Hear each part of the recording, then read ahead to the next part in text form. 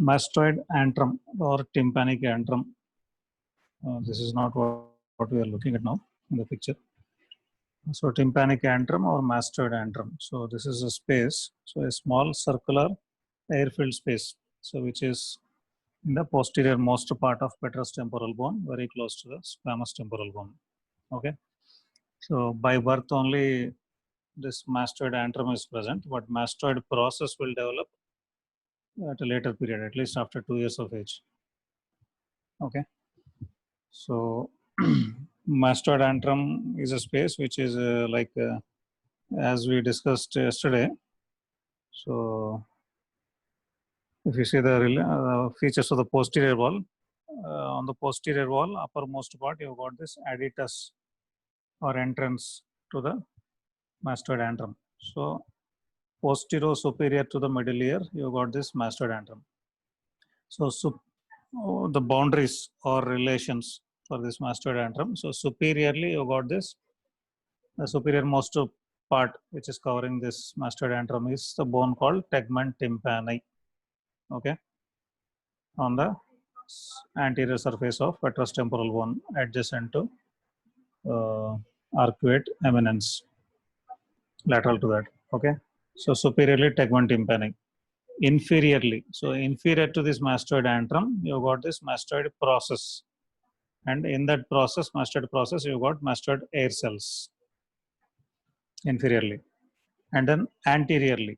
So anteriorly, you all know it is going to communicate with the middle ear cavity, particularly epitympanic recess, uppermost part, the upper part of the cavity of middle ear, epitympanic recess, through aditus. Okay, so to this aditus, medially you got these semicircular canals medial to the aditus, and lateral or posterolateral to the aditus facial canal in which runs facial nerve. And then posterior relations. So mastoid antrum posteriorly you got this thin plate of bone beyond which is the sigmoid sinus. Okay, so sigmoid sinus, and then after sigmoid sinus you got the brain, cerebellum. Medially, so medially to mastoid antrum is naturally the same petrous temporal bone. Laterally is the squamous temporal bone, particularly the suprameatal triangle posterior superior to external acoustic meatus, a small triangular shaped marking you'll find just above and posterior to external auditory meatus, which is called as suprameatal triangle. So that is the lateral relation. So that is a point from where surgeons try to access this mastoid antrum or mastoid air cells to drain the pus if any mastoiditis is there. So mastoid air cells. So mastoid air cells, as I said, they are present in the mastoid process. So they are a series of intercommunicating air cells or spaces, variable size, present in the mastoid process. Okay, they can be few or they can be many, and at times these mastoid air cells can extend into the adjacent bones. That is, mastoid air cell can extend into squamous temporal bone, or it can extend into petrous temporal bone, that air cell with expansion.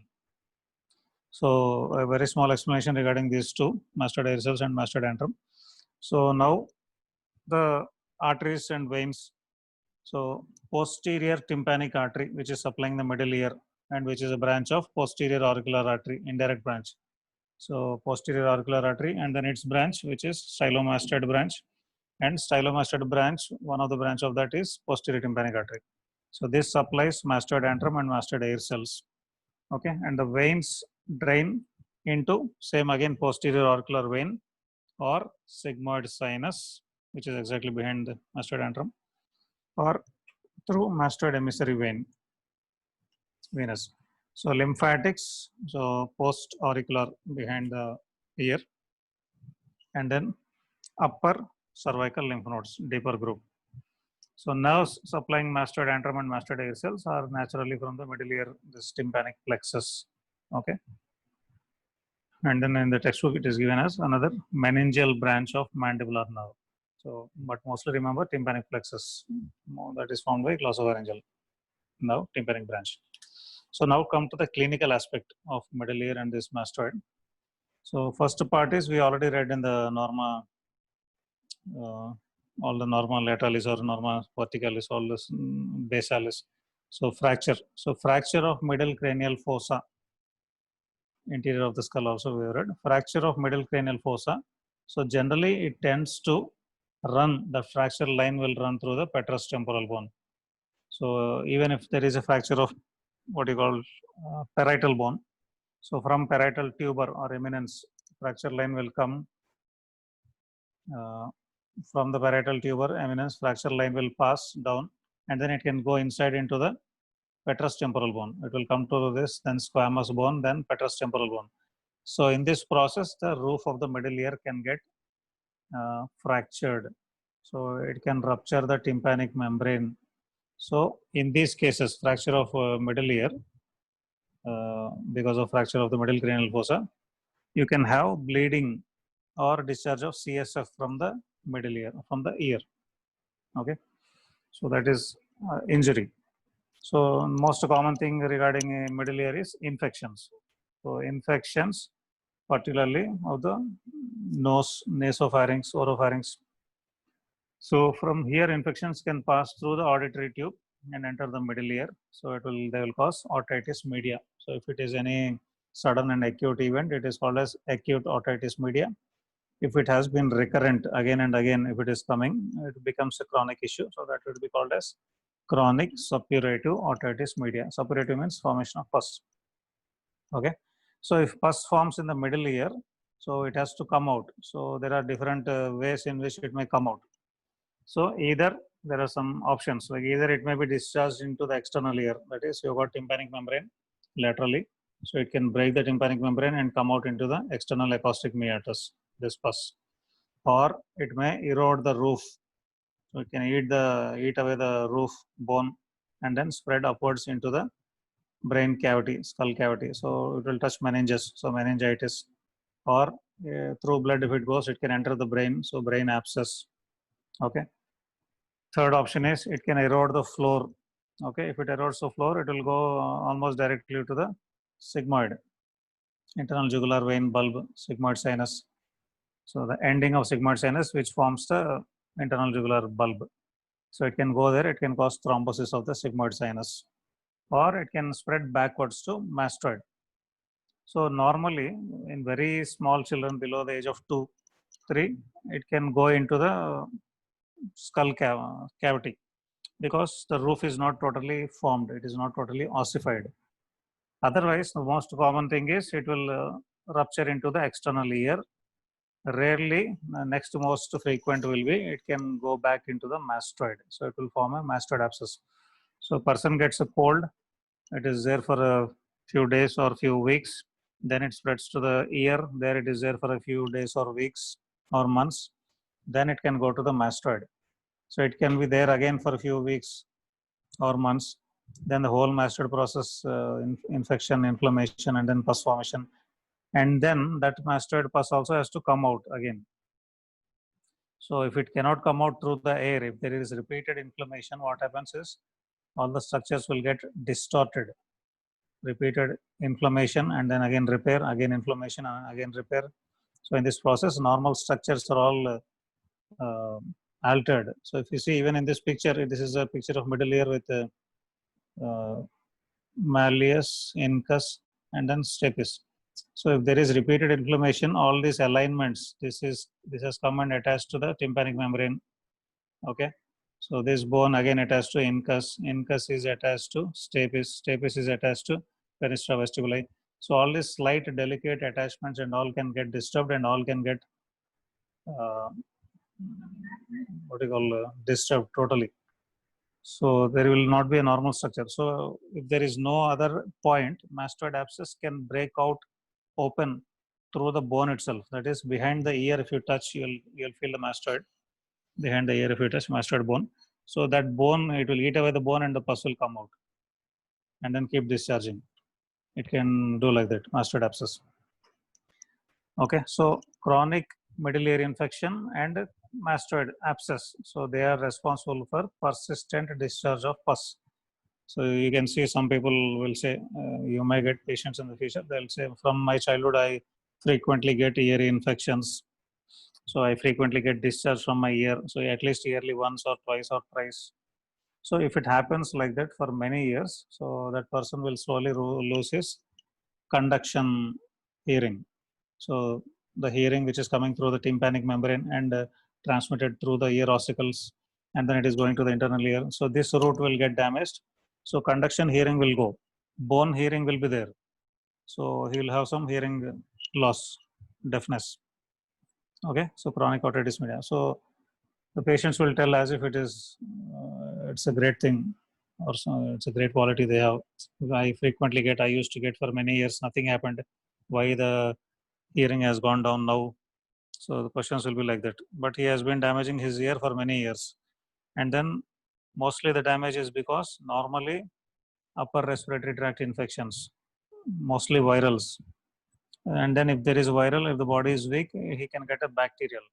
That bacterial, they will only invite. As I told you yesterday, you eat a lot of fridge items or ice cubes or ice creams or cold drinks or unhygienic things.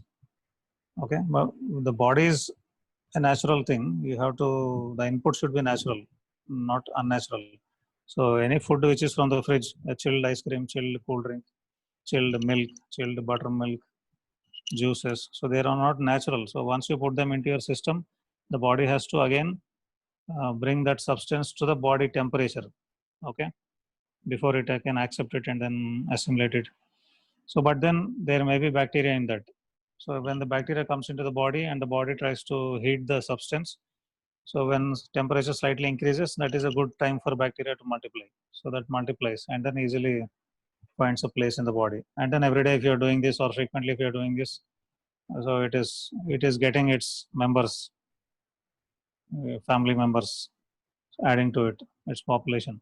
So it will also multiply and then again new infections come. So this will keep on going. So even if a patient says that only I eat ice cream once in a month, once in a 2 months, once in 3 months, that is enough to maintain this. So a person with allergic rhinitis, that is with no other pains or aches, but then he is only sneezing and sneezing and sneezing. So even patients get accustomed to that. They will say in the morning every day I get 10 sneezes or 20 sneezes. It is normal for me. So he has decided to live with it. So likewise, even these people tend to like their diseases and live with that. Very few people will seriously look for a solution, but then they may not get a solution, or they may not get people who can give a solution. So it is the normal situation outside. So even normal virals, whatever we get, are not totally cured. So what happens? You get a fever today. Okay, you had ice cream probably 2 days back, or 2 weeks back, or 4 weeks back, but you get a fever today. So either you, and then even most of the doctors will say, oh, you got some infection, and then you are given some antibiotics or some medicine, and then you feel a little okay in a few days or a week or 2 weeks. Okay, but then whatever infection you got probably is a viral. Above that, there may be a bacterial, may not be a bacterial, but antibiotics are given which are meant for bacterial infections. So if there is only viral and then antibiotic is given, it will not act, actually, nothing more. So it will only reduce the body reaction, that's all. But the viral will stay. So it will stay for a few more weeks. In the meanwhile, again, new infection will come. So this goes on. So this is where we can do excellent work. But for us to do excellent work, the system should be normal, regular, proper. Input should be good. If you're giving all unnatural input, you cannot expect the body to work efficiently, naturally, whatever it has to do. You are not maintaining the natural system. You are spoiling it by giving unnatural inputs, and you cannot expect the body to run naturally, excellently when there is a need. Okay, you keep spoiling the body, and then suddenly you want it to work efficiently. It will not happen. So keep this in mind. Uh, Ours is a natural system of medicine, and then our body itself is a natural body. You cannot. Can you produce one more Satyam? Hmm? We cannot produce one more Satyam or one more Manoja or okay. Sir, So at least at least we should not spoil this body. Okay. So the same thing will apply if you are giving medicine and if the patient is not improving. Things like this will be there. So you are giving medicine for his what you call allergic rhinitis or whatever, some problem or sinusitis. okay, or otitis media. But once in a month or once in 2 months, he's having ice cream. So that will never stop. That will never come down. Patient will come to you and ask, sir, I'm using medicine for last 1 year, nothing happened. So you will be scratching your head. What is happening? Why medicine is not working? Whether I am wrong or medicine is wrong, or but we have to take care of all these things. So for any natural body to be working properly, a good exercise is mandatory. Good, natural, delicious, nutritious food should be there most of the time. And then peace of mind. Suppose if a person has got a hell lot of troubles or hell lot of unnecessary arguments every day, if his mind is always agitated, so then medicines may not act because he himself is not at peace with him. Okay, so that happens with some people.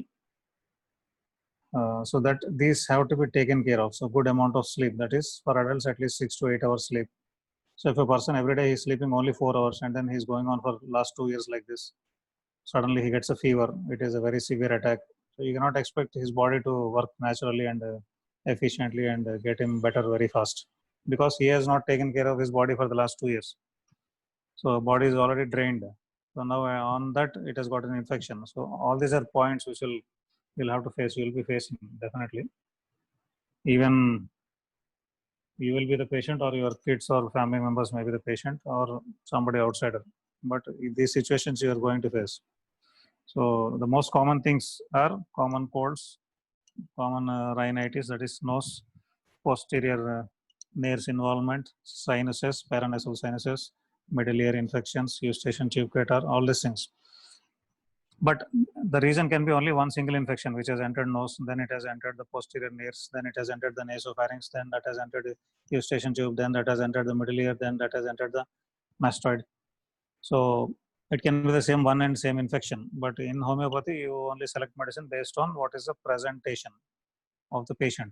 The same virus has given fever for me and you, but my body spelt out a fever and then a headache, but your body spelt out a stomach pain and then diarrhea because of the same virus. Medicine will be different.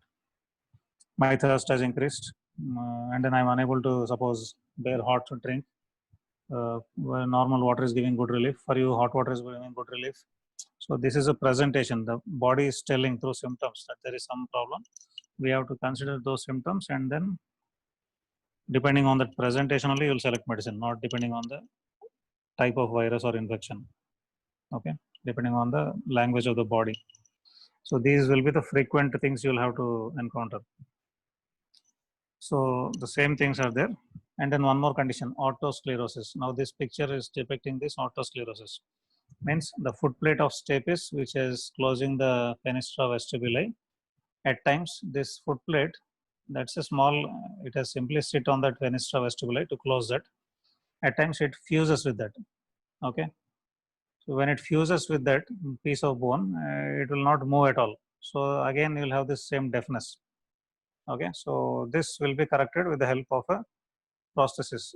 They'll simply cut this portion and then put a artificial prosthesis here and then correct the stapes through a pin.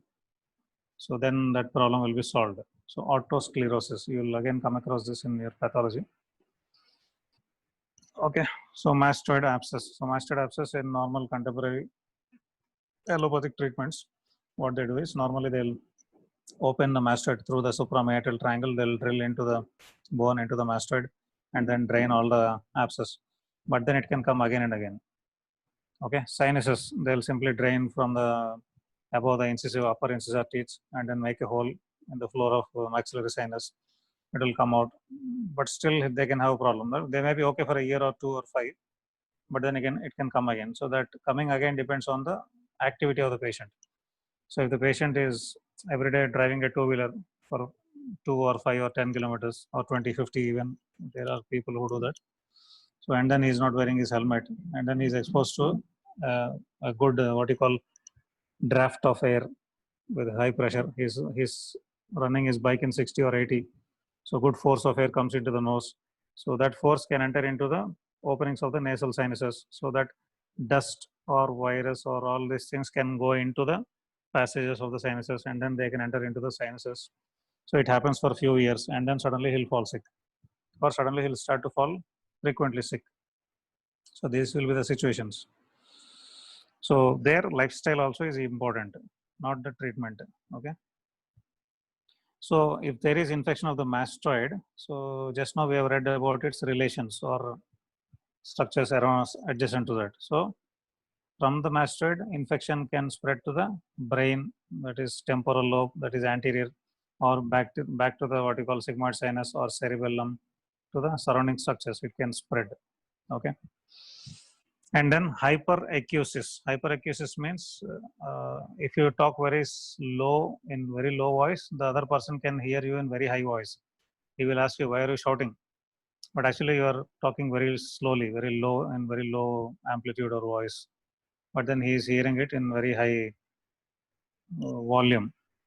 So that is due to the paralysis of stapedius muscle.